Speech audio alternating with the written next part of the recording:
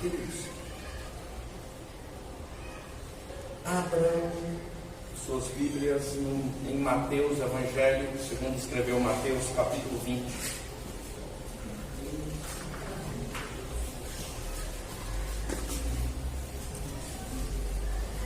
Hoje não será uma mensagem rebuscada, mas algo que Deus colocou no meu coração.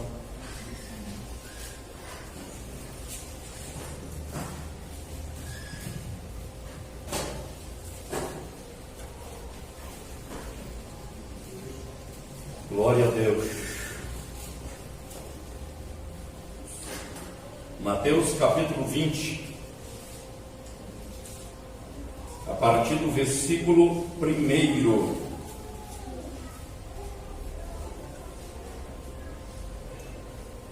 Diz assim: o reino dos céus é semelhante a um pai de família que saiu de madrugada para contratar trabalhadores para a sua vinha. E tendo ajustado com os trabalhadores 1 denário por dia, mandou-os para a sua vinha.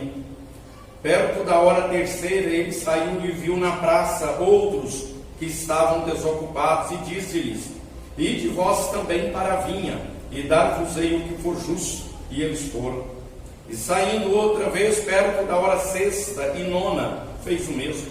E perto da hora 11ª, ele saiu e encontrou outros que estavam desocupados, e perguntou-lhes: por que estivestes aqui desocupado o dia todo? Responderam-lhes: porque ninguém nos contratou. Disse-lhes: ide vós também para a vinha, e recebereis o que for justo.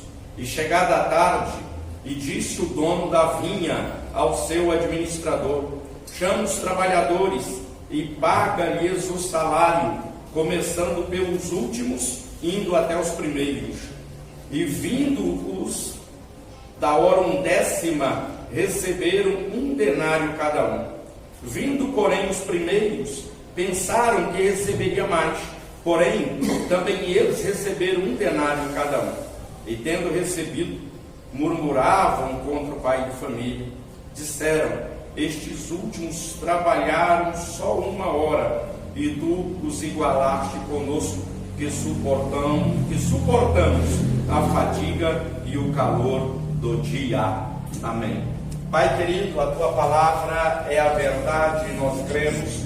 Portanto, nós oramos ao Senhor te agradecendo pela oportunidade de falar a tua palavra, Senhor, de meditar sobre a tua palavra, de aprender na sua palavra. Meu Deus, que o Espírito Santo esteja conosco, que haja, meu Deus, a unção do Espírito Santo em nossos corações e em nossos ouvidos, para que o Senhor fale conosco nesta noite. É o que pedimos em nome de Jesus.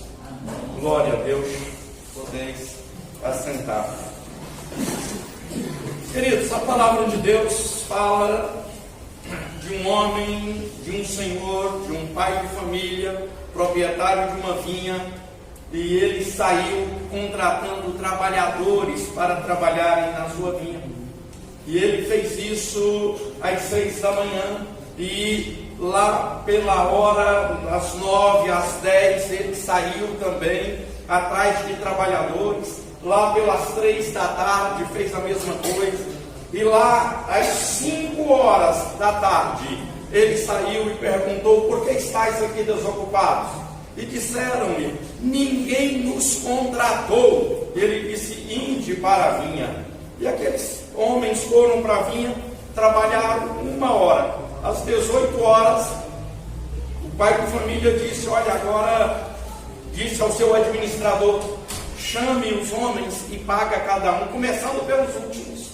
E aí aqueles que começaram a trabalhar às 17 horas, às 18, já estava recebendo o equivalente o dia inteiro. E assim foi, até que chegou naqueles que começaram no início da manhã. E estes pensaram que receberia mais, já que os últimos, os que chegaram depois, receberam 1 denário. Então eles pensaram: nós haveremos de receber mais. Mas não foi. Eles receberam apenas 1 denário, que era o que foi acertado, que era o que foi contratado. Queridos, E aí eles ficavam murmurando, e aquele senhor disse: olha, eu não posso fazer o que eu quiser com aquilo que é meu. Se eu quero pagar a estes o mesmo tanto que eu contratei, que eu paguei a vocês, o que te importa? Na verdade, agora vamos trazer isso para o Evangelho. Queridos, eu costumo dizer que no Evangelho não tem tempo de casa, né? No Evangelho não se tem tempo de casa. Eu quero chamar muita atenção no versículo 7 de Mateus 20, que diz assim: e responderam-lhes: porque ninguém nos contratou. Quero me ater aqui, e ninguém nos contratou. Queridos, nós sabemos que o Senhor, Ele tem nos chamado, tem nos vocacionado para uma grande obra. O Senhor tem nos chamado para fazermos a sua obra, e muitas vezes nós damos algumas desculpas para não fazer, para não responder ao chamado de Deus na nossa vida. Mas o Senhor nos chamou, Ele nos vocacionou, e eu quero me ater nesta noite às desculpas que nós usamos muitas vezes para não nos envolvermos plenamente na obra de Deus. E muitas vezes essas desculpas, elas podem vir muitas vezes da nossa negligência. A gente não está com vontade de fazer, a gente não quer fazer, e aí então, queridos, a gente começa a dar desculpas. E eu quero pegar o exemplo aqui de Moisés, lá em Êxodo capítulo 3, versículo 11, olha o que diz aqui. Então Moisés disse a Deus: quem sou eu para que vá a Faraó e tire do Egito os filhos de Israel? Deus havia se manifestado a Moisés, Deus falara pessoalmente com Moisés, e agora Moisés tentando se esconder, e ele pergunta para Deus: quem sou eu para que vá a Faraó e tire os filhos de Israel do Egito? E muitas vezes nós nos perguntamos: quem sou eu? Você é uma pessoa chamada por Deus, e quando Deus chama, Deus capacita. Deus capacita. A gente vai ver nos evangelhos o próprio Senhor dizendo para nós não nos preocuparmos com o que havemos de falar. Há momentos na nossa vida, e o pastor Ivonete colocou aqui, no hospital, falando com um jovem, as lágrimas lhe vieram ao rosto. Por quê, queridos? É porque quando Deus nos envia, Deus nos dá a palavra, a gente precisa ir, a gente precisa despertar para fazer aquilo que o Senhor tem nos chamados para fazer. Então a primeira desculpa nossa é a negligência, e a gente pergunta: quem sou eu? A gente quer que Deus escolha outra pessoa, e olha o que Deus diz para ele em Êxodo 4:10.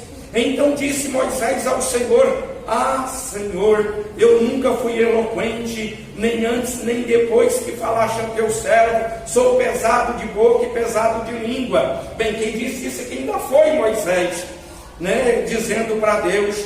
Mas Deus também deu uma resposta. Deus respondeu para Moisés que Ele era o Deus, que Ele era o Todo-Poderoso, que Ele é quem estava enviando.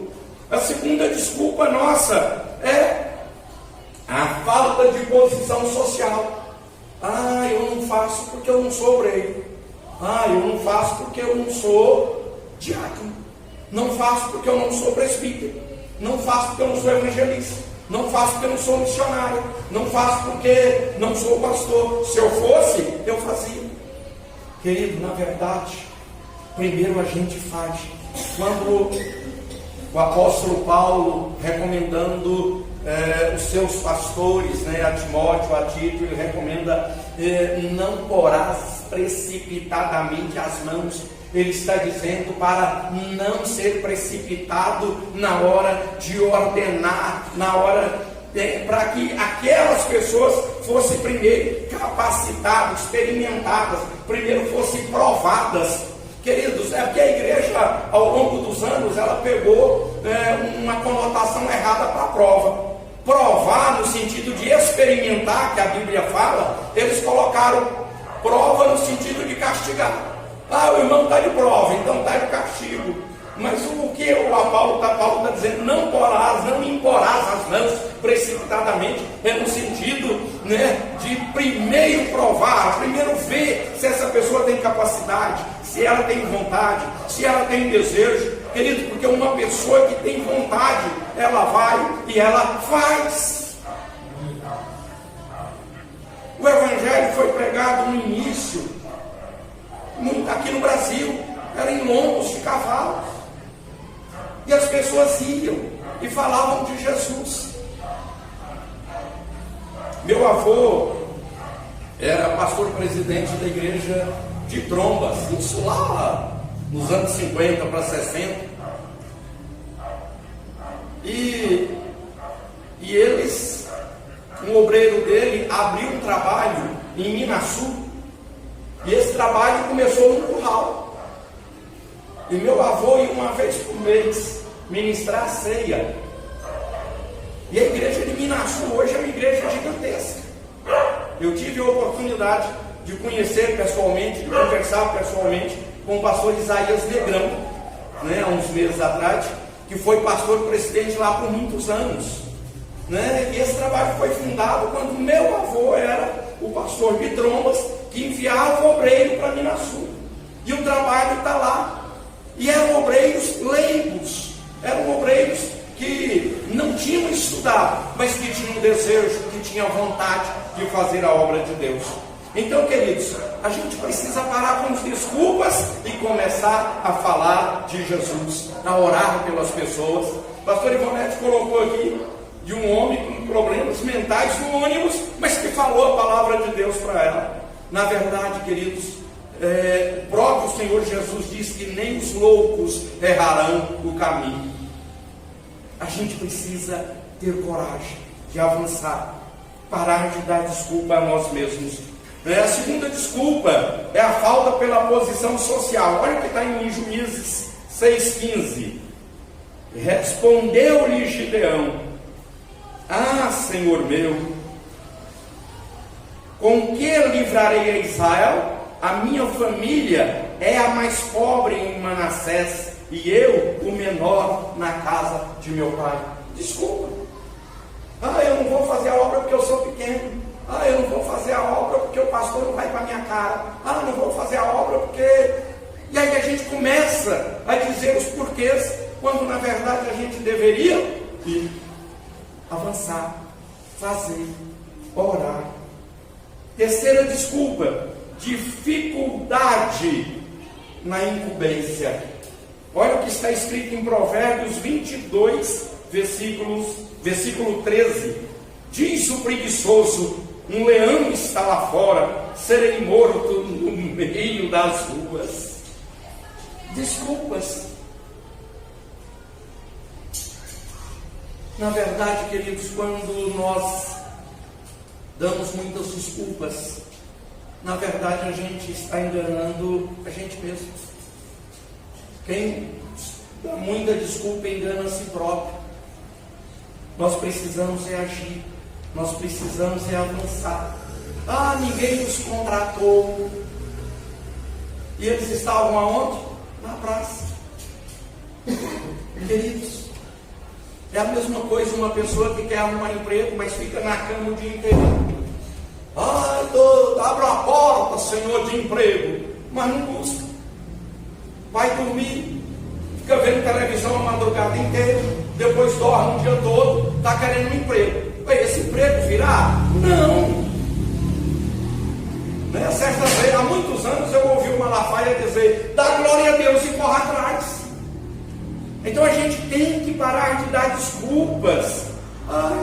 Um leão pode me pegar, se eu sair, posso ser assaltado.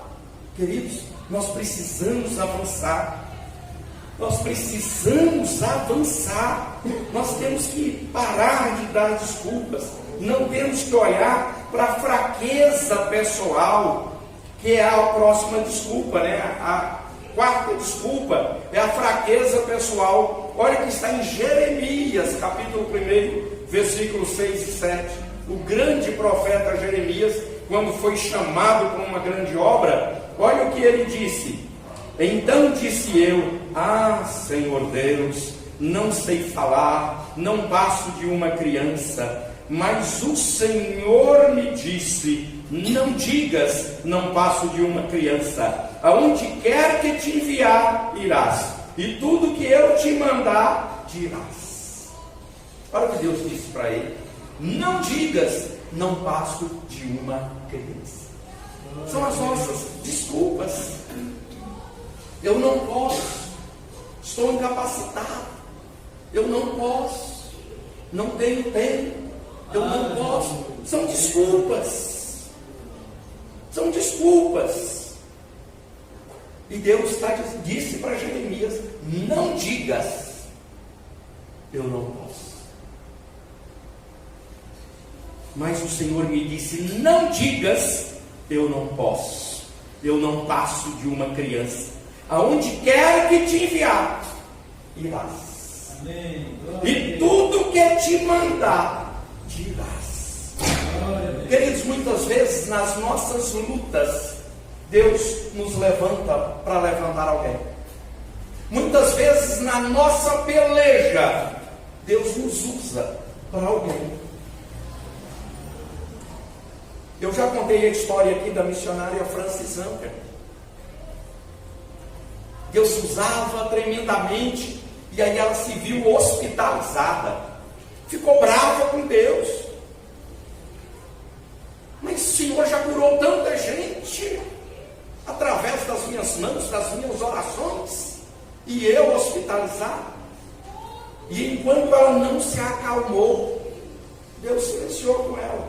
E a hora que ela se acalmou, Deus disse a ela que era um propósito, que ela estava lá, era um objetivo, que ela tinha perdido algo, que Deus tinha se comprometido com ela, um chamado, uma vocação, e ela tinha esquecido aqueles primeiros dias daquele ministério de cura. E aí ela começou a orar por aqueles enfermos do hospital, e em cada enfermaria que ela orava, Deus curava a todos. E por último, ela recebeu alta, curada, restaurada, mas depois Deus já tinha curado todos os enfermos daquelas enfermarias. Na verdade, ainda que estejamos doentes, Deus quer que nós oremos pelas pessoas. Deus quer que nós façamos a obra dele, apesar da nossa peleja. Queridos, nós precisamos parar de dar desculpas. A quinta desculpa que a gente dá é a dureza do Senhor.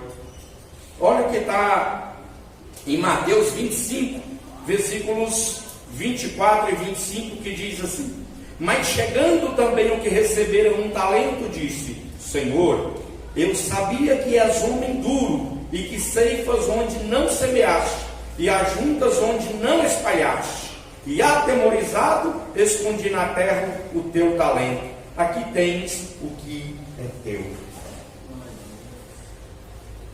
E todos nós sabemos qual foi a resposta do Senhor para esse administrador que enterrou o talento. E ele foi lançado nas trevas exteriores, e o talento foi tomado e foi dado ao que tinha 10. Mas por que ele não trabalhou com o talento? Porque o Senhor é duro. O Senhor é homem duro. E a gente começa a dar desculpas de que Deus é muito rígido, de que Deus é muito bravo, e aí a gente não faz nada. E aí é muito pior. Antes tivesse feito, ainda que pouco, é o que o Senhor está dizendo para ele. Se você não quisesse trabalhar com talento, que pelo menos entregasse aos banqueiros, para que eu o recebessem com juros. Na verdade, queridos, e agora eu quero perguntar a você: o que você tem feito com o seu ou os seus talentos? O que você tem feito com o seu talento? Qual desculpa você tem dado por não ter administrado esse talento ou esses talentos? Qual é a nossa desculpa? A dureza do Senhor? Porque o Senhor vai cobrar? Será estamos na igreja por medo do inferno ou adorar o Senhor pelo que Ele é. Tem gente que serve ao Senhor não porque ama o Senhor, mas por medo. E nós não devemos servir o Senhor por medo. Nós devemos servir o Senhor com amor, pelo que Ele é. Então, queridos, nós precisamos de dar desculpas. Porque a sexta desculpa é não reconhecer a necessidade. Diz o seguinte em Lucas, ou melhor, em Mateus 25, 44 e 45, diz assim: então eles também lhe responderão: Senhor, quando te vimos com fome, ou com sede, ou estrangeiro, ou nu, ou enfermo, ou preso, e não te servimos? E então lhe responderá: em verdade vos digo, que todas as vezes que o deixastes de fazer a um destes pequeninos, foi a mim que o deixastes de fazer. Ignorar as necessidades, não reconhecer as necessidades. Queridos, nós precisamos reconhecer as necessidades uns dos outros. Nós precisamos, ainda que em oração, bradar, ainda que em oração,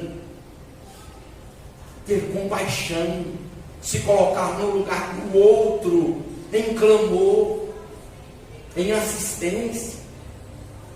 Nós precisamos, queridos, entender as necessidades do outro. Como me dói a alma muitas vezes em não poder socorrê-los, em não poder resolver o problema, porque o problema dos irmãos são também os meus problemas, e a gente clama a Deus para que Deus dê vitória. Então, queridos, que possamos abraçar o outro, abraçar os problemas do outro no sentido de vamos resolver, vamos buscar, vamos interceder. A intercessão tem um poder extraordinário na vida das pessoas. Nós precisamos interceder.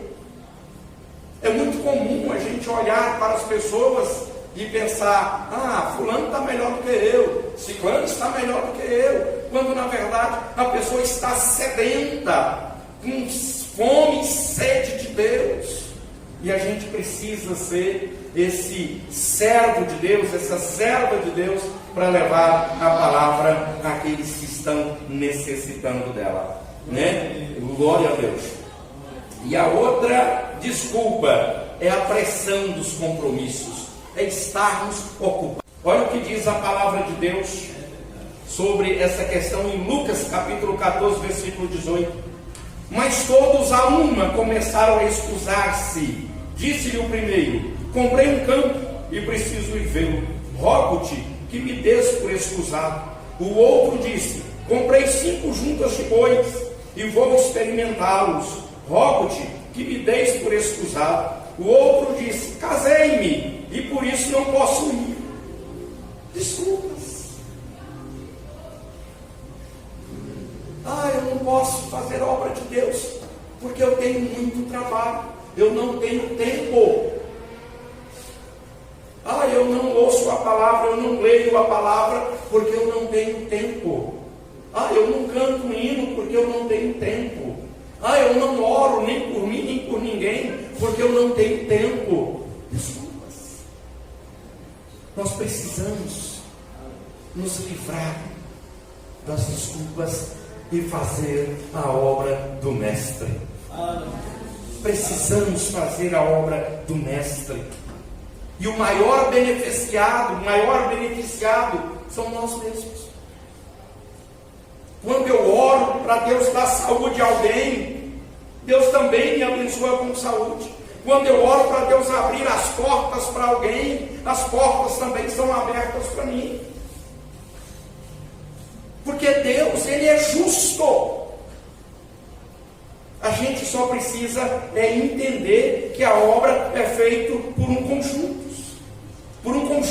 melhor dizendo, por um conjunto de pessoas, por um grupo de pessoas E cada um fazendo, contribuindo, queridos, a obra vai. Um evangeliza, o outro visita, o outro jejuma, o outro intercede. E, queridos, e vai cada um fazendo aquilo que Deus lhe chamou para fazer. No todo, a obra é feita. No todo, a obra é feita. Quinta-feira nós ouvimos um sermão aqui, em que alguém disse que lá na igreja havia uma consagração, quem ia ministrar estava zapeando e batendo papo lá fora, ia ministrar. E alguém chamou ali e disse: olha, como é que a pessoa vai ministrar na minha vida e ela não está cultuando? Como é que a pessoa vai ministrar na minha vida e ela está alheia ao culto? E depois que chega aqui na hora e é a hora do manto? Glória a Deus. Querido, para ter manto tem que cultuar, como diz o pastor Wellington, que é do manto. Então, como é que a pessoa vai ministrar na vida de alguém e ela não cultua? Estava batendo papo lá fora, chegou só na hora da pregação, que entrou e arrepiou na hora da mensagem. Mas antes não dobrou o joelho, não orou, não teve comunhão, não teve louvor, não teve nada. Só chegou para dizer que o manto era forte. Queridos, nós precisamos cultuar a Deus. Foi dito aqui no início que precisamos estar aqui de corpo e alma e espírito. Precisamos estar juntos, fortificados na graça, para a glória de Deus. Então, queridos, Deus vai nos recompensar, porque Deus recompensará os ganhadores de almas, conforme está escrito sobre a recompensa lá em Daniel capítulo 12, versículo 3. Deus vai recompensar os servos humildes, conforme está em Mateus capítulo 10, versículos 42.